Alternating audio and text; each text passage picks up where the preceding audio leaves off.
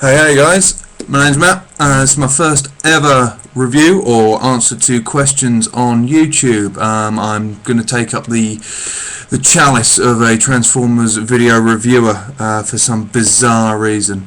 I've been inspired by the likes of George, Exaggerate Elegy, sorry, and Ray, I Love Mess. I've been enjoying their videos for a while now, and feel it's time to add my own flavour to the soup. So, to answer the questions by Toya82TT, to give you a good idea of who I am and start this thing off with. Right, number one. When you purchase your toys, do you have a limit that you impose on yourself as to how many you can get at a certain time, or is it as many as you can possibly afford or want? To be honest with you guys, I have a list, quite severe list, of who I'm after, what I'm after, and I stick quite cleanly to that. I don't stick to a set amount of money for each month or anything like that, but I do have a set price that I will pay for each Transformer, which is all stored in there. So that's that one. 2. When you unbox your toy, do you keep any of the packaging or instructions?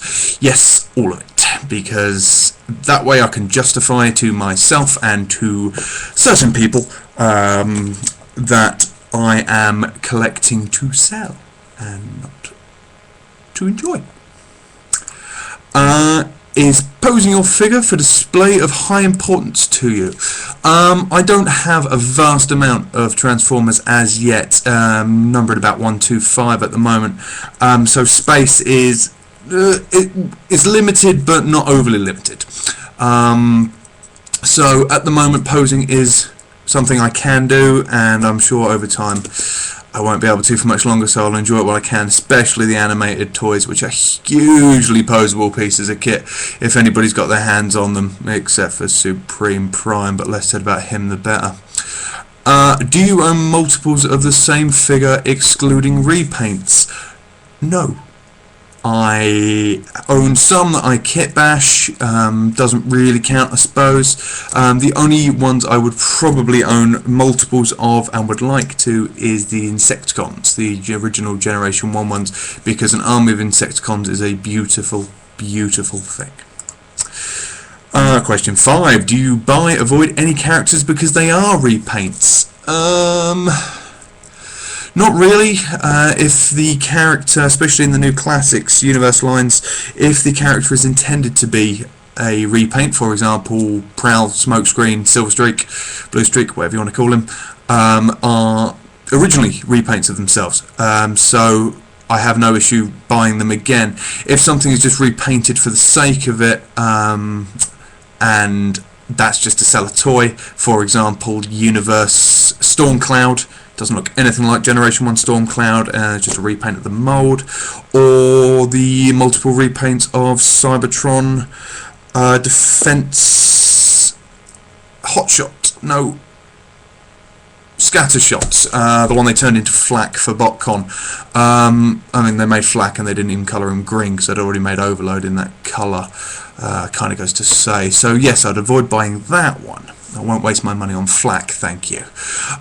Which is the most important to you when purchasing a toy? Visual aesthetic, character personality, toy playability, ingenuity of transformation, rarity, or how new the toy is, if I want it or not, is the simple answer. I haven't got any G1 left now. I've sold my whole Generation 1 collection over the last couple of weeks, and oh sorry, I do like, except for my original Thrust and Highbrow, but I have had them since I was... So, I now hunt down classics for representation of Generation 1.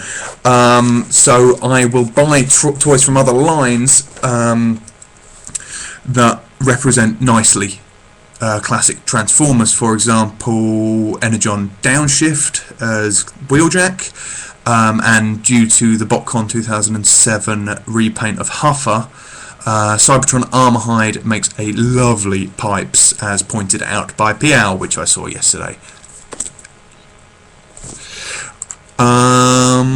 Do you keep missiles, launchable weapons loaded for firing, stored, or on the figure, or separately? I will get my words out. I keep them on the figure. I very rarely move my Transformers about, except for to clean occasionally and to make space and put others in. So I very rarely move them. Missiles aren't really an issue to lose. I haven't lost one as yet, and I did have an RID Dreadwing and Smoke Jumper for the best part of a year and didn't lose a missile. So yeah, don't really worry about that side of things. Are there any characters you would not like to own simply because of who they are? Likewise, are there any toys you would not like to own because of how the toy is made? I don't have issues with characters as such. You know, some are a bit, but how they're made, no, not really. It's a simple appeal. Either it does or it doesn't. Characterization of Transformers, I sometimes re-character them anyway.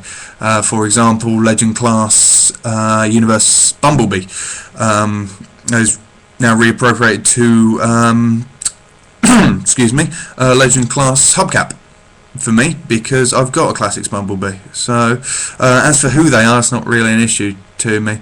I wouldn't buy Injector though from the Beast Wars line because he's a piece of crap. What is your favourite toy line? Animated. Purely because they are excellent representations of the series, and they are very well made for the most part. You don't get too bad paint apps on them, and they just feel like decent quality figures. You know, they're well made, they're well presented, and they're highly posable. I have managed to pose Skywarp on one leg, waving his hands in fear, and I don't think I could do that with a classic, and definitely not with a Generation 1, because, let's be fair, you couldn't get one leg in the air.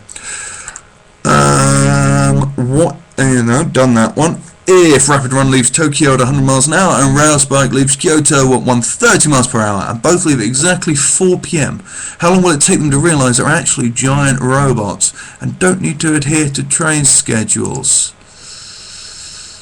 Well, it all depends on wind resistance, and I would suggest that going off the RID series, they would actually just jump on the space bridge and toddle to wherever they have to be. So probably about 3 seconds or so. If you haven't seen RID and you don't know what I'm talking about, don't. It's terrible. Okay, so that's the answers to Toya's questions. I will be posting a review up soon for my first one. I've just done myself quite a nasty injury playing football, so I have quite a lot of spare time on my hands at the moment. No gym, no football, feeling slightly miserable.